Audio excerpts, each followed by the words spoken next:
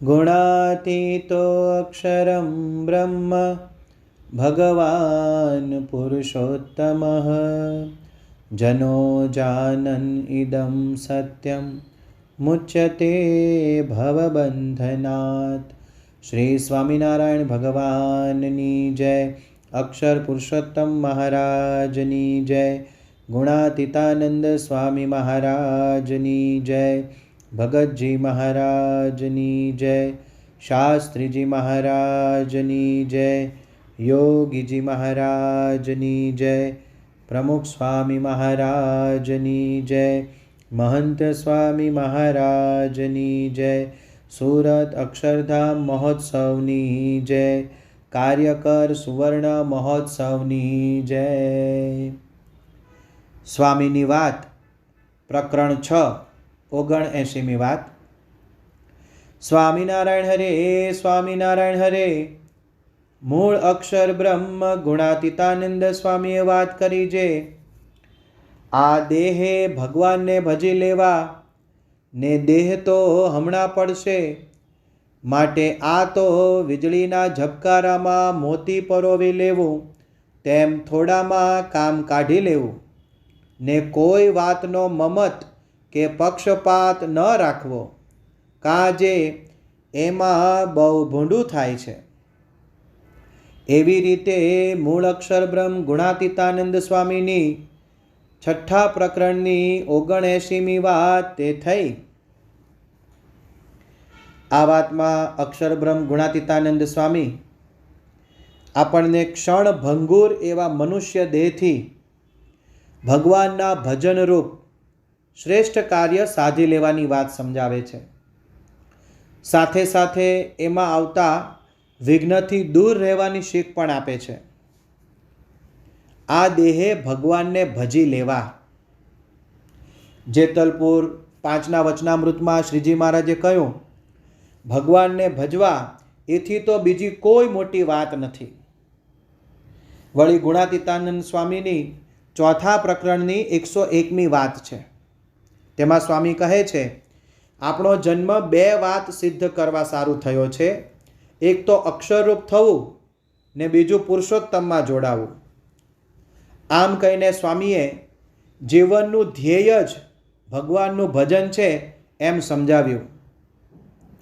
જગતગુરુ શંકરાચાર્યજીએ પણ ગાયું, પુનરપી જનનમ પુનરપી મરણમ પુનરપી જનની જઠરે શયનમ ઇહ સંસારે ખલુ દોસ્તારે કૃપયા પારે પાહિ મુરારે ભજ ગોવિંદમ ભજ ગોવિંદમ ગોવિંદમ ભજ મૂઢમતે।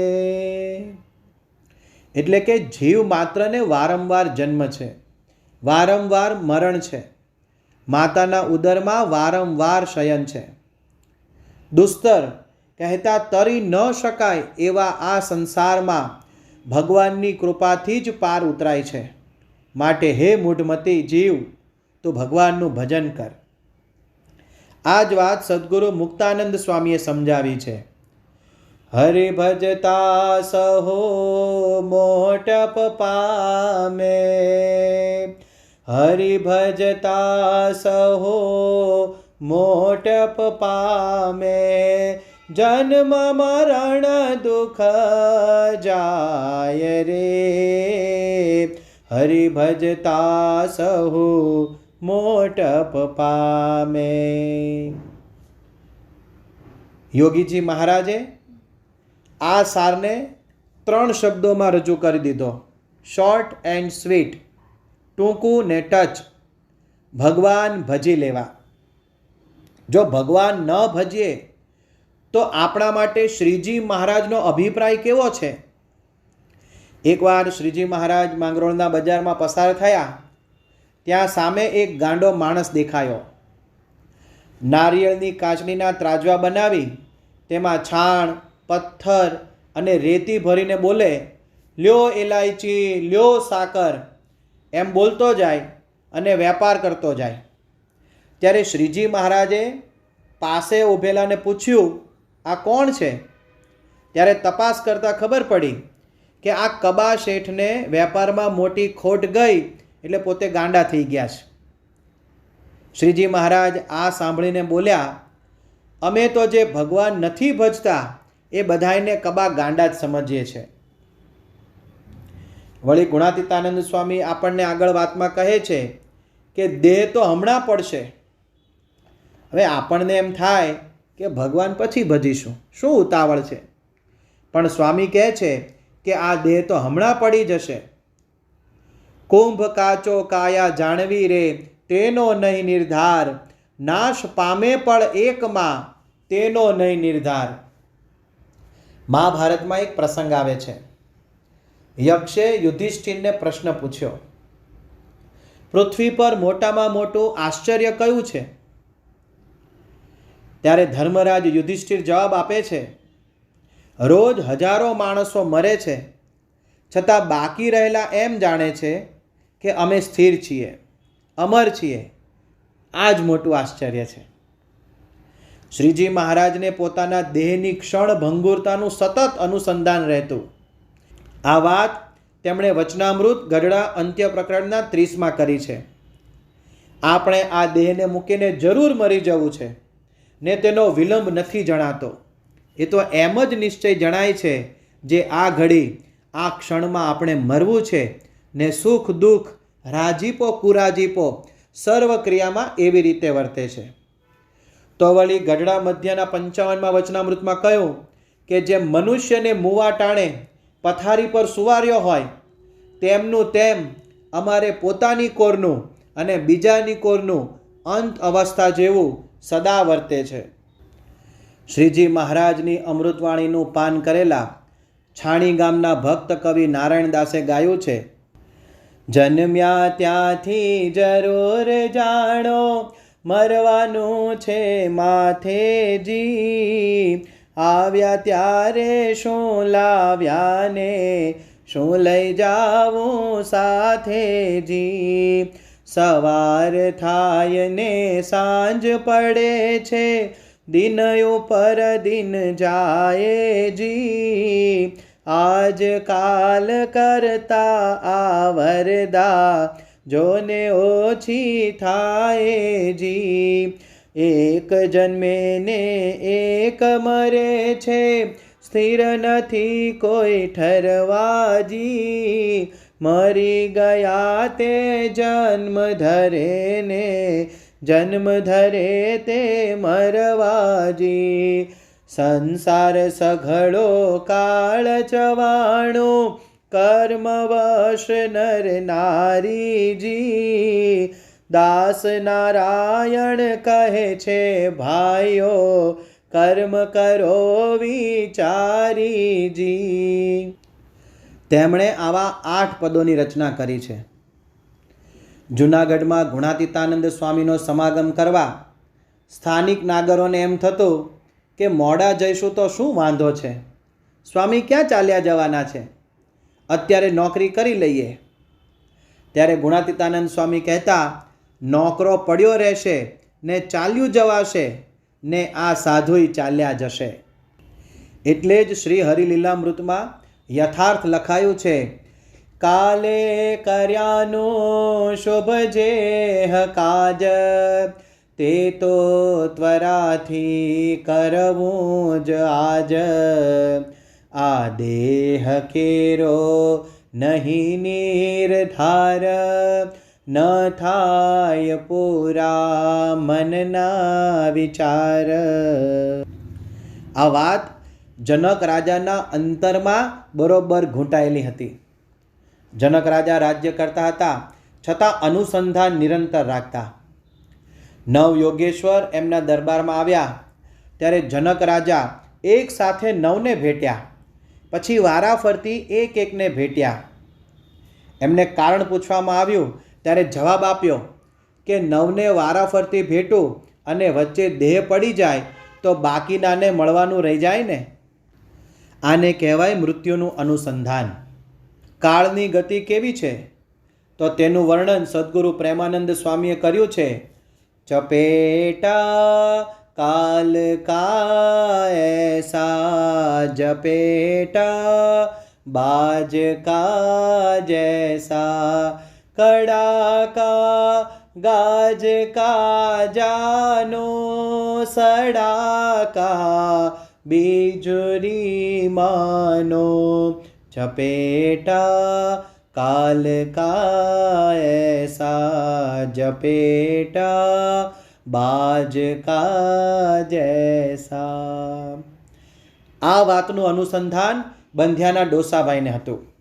એટલે જ્યારે શ્રીજી મહારાજે તેમને સંદેશો મોકલ્યો ત્યારે દુકાન પરથી સીધા જ નીકળ્યા, ઘરે કહેવા ન ગયા. કોઈએ ઘરે જવા કહ્યું તો પોતે બોલ્યા, કાળનું તેડું આવે ત્યારે ઘરે કહેવાની રાહ જોવા રહેવાય છે? તો આ તો ભગવાનનું તેડું છે. એક કવિએ સરસ ગાયું છે, બાળપણને જુવાનીમાં અડધું ગયો, નથી ભક્તિ માર્ગમાં પગલો ભર્યો, હવે બાકી છે એમાં દ્યો ધ્યાન, જીવન થોડું રહ્યું, તમે ભાવે ભજી લ્યો ભગવાન, જીવન થોડું રહ્યું. મહાભારતમાં એકવાર ભીમે અડધી રાત્રે વિચિત્ર ચરિત્ર કર્યું. ત્યારે યુધિષ્ઠિર સદાવ્રત આપતા હતા.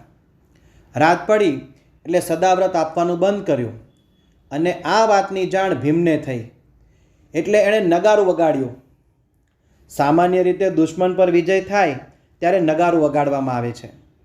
ભીમને આનું કારણ પૂછ્યું તો ભીમ બોલ્યો, રાજા યુધિષ્ઠિરનો મૃત્યુ પર વિજય થયો છે માટે વગાડ્યું. આવતીકાલે સવાર સુધી તેઓ જીવતા રહેશે એવી તેમને ખાતરી છે માટે જ સદાવ્રત બંધ કર્યું. આ વાતની જાણ યુધિષ્ઠિરને થઈ એટલે સાંભળીને તરત જ સદાવ્રત શરૂ કરી દીધું. તેજીને ટકોર. વળી ગુણાતીતાનંદ સ્વામી આ વાતમાં આગળ કહે છે કે કોઈ વાતનો મમત કે પક્ષપાત ન રાખવો, કારણ કે તે ભગવાન ભજવામાં બે મોટા વિઘ્નો છે, મમત્વ અને પક્ષપાત. અહીંયા મમત્વનો અર્થ શું થાય તો માન અને સ્નેહ. મન ધાર્યું કરવું તે. માન હોય તો મોટા પુરુષ પાસે પણ અટન રહેવાય, એમનું વચન ન મનાય. એટલે સદ્ગુરુ નિષ્કુળાન સ્વામી ચેતવે છે કે સખી મેલી દે મનના મરોડને, સખી મેલી દે મનના મરોડને, એવો આમળો રે, એવો આમળો રે, ખરે કે ને જો કાજ કે માનસી ખામણ માહેરી, સખી મેલી દે મનના મરોડને. જેણે જેણે પોતાના મનની વાત મૂકી નથી તેઓ પાછળથી ખૂબ પસ્તાયા છે. બોટાદના ભગા દોશી એકવાર રસોઈ આપવા ગયા ત્યારે શ્રીજી મહારાજે તેમને કહ્યું કે આ પૈસાથી કડિયાના પગાર ચૂકવી દો, તેમાં અમે રસોઈ માની લઈશું. પણ ભગા દોશી ન માન્યા. આગ્રહ કરીને રસોઈ જ કરાવી. હવે એ રસોઈ પાછળથી ખૂટી. મહારાજ રાજી ન થયા. કારણ ભગા દોશીનું મમત્વ. મચ્છિયાવના ફૈબાને પોતાની વહુ સાથે આંટી પડેલી. આ મનની અવળી આંટી તેઓ મૂકી શક્યા નહીં ને મહારાજે મચ્છિયાવનું પાણી હરામ કરેલું. એટલે સદ્ગુરુ મુક્તાનંદ સ્વામી ગાય છે કે સાધન સર્વે માન બગાડે પળ વિશે, જેમ ભળ્યું પય સાકરમાં અહીં ઝેર જો. એટલે મનની ગાંઠ છોડવી જ પડે. દેહનું, સગા સંબંધીનું, પદાર્થનું આ બધું મમત્વ ભગવાન ભજવામાં વિઘ્નરૂપ છે. ઉદ્ધવજી મહાજ્ઞાની હતા પણ શ્રી કૃષ્ણ ભગવાનને ઘર છોડવાનું કહ્યું તો કઠણ પડ્યું. તો નીલકંઠ વર્ણી લોઢવામાં લખુચારણને ત્યાં પધાર્યા વર્ણિની ખૂબ ભાવથી સેવા કરી. નીલકંઠ વર્ણિ મહારાજ 3 માસ રહ્યા ને વરદાન માગવાનું કહ્યું ત્યારે લખોચારણે માગ્યું, મારો દીકરો વીરો ને 60 ભેંસ અમર રહે. મમત્વને કારણે સાક્ષાત ભગવાન પાસે નાશવંત વસ્તુ માગી. રૂપરામ ઠાકરે શ્રીજી મહારાજને ખાંડ ન આપી તો બળતરા થઈ. આ બધાનું મૂળ કારણ મમત્વ. આ મમત્વ ટાળવા સાંખ્ય વિચાર કરવો પડે.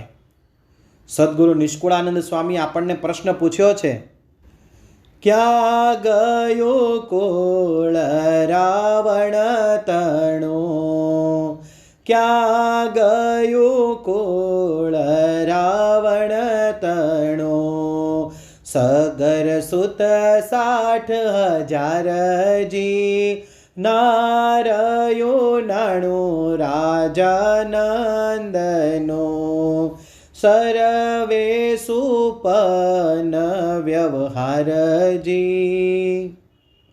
રાવણનું કુળ નથી રહ્યું. સગર નામના રાજા હતા, 60,000 દીકરા હતા, છતાં પણ એનું કુળ નથી રહ્યું. નંદ રાજાએ આખું પૃથ્વીનું નાણું ભેગું કર્યું હતું, એ પણ ન રહ્યું. એમ આ લોકનો જે કંઈ વ્યવહાર છે એ સ્વપ્ન જેવો છે. હવે આવા મોટાનું રહ્યું નથી તો આપણું 10x12 ઓરડો કે નાનકડી કાર કે નાનકડી ઓફિસ કે નાનકડી વાડી ક્યાંથી રહેશે? આમ તપાસીને જુઓ તો 100 વર્ષ પહેલાં નાતમાં કોઈ નહોતું ને 100 વર્ષ પછી કોઈ નહીં હોય. બીજું વિઘ્ન છે પક્ષપાત. ગુણાતીતાનંદ સ્વામી ચેતવે છે કે જેવું અવળે પક્ષે કરીને જીવનું ભૂંડું થાય છે તેવું તો પંચ વિષય કરીને પણ થતું નથી. અવળા પક્ષમાં ભળવાથી ભગવાન અને સંતનો દ્રોહ થઈ જાય છે. આચાર્ય ભગવત પ્રસાદજી મહારાજ બીજાના કહેવાથી અક્ષર બ્રહ્મ ગુણાતીતાનંદ સ્વામીની પ્રસાદીની ચોકડી તોડવા તૈયાર થયા ને પહેલી કોદાળી એમણે મારી. તેના પરિણામ રૂપે તેમનો હાથ સડવા લાગેલો. મોટા પુરુષની રીત તો સર્વનું રૂડું કરવાની જ હોય. યોગી બાપા કહેતા ને, ભગવાન સૌનું ભલું કરો. શ્રીજી મહારાજે પણ કહ્યું, અમે કાંઈ સારું નરસું કહીએ છીએ તે તો ભગવાનના ભક્તને સારું લગાડવાને અર્થે કહીએ છીએ. અમારી સર્વે ક્રિયા ભગવાનના ભક્તને અર્થે જ છે, પણ પોતાના સુખને અર્થે એકેય ક્રિયા નથી.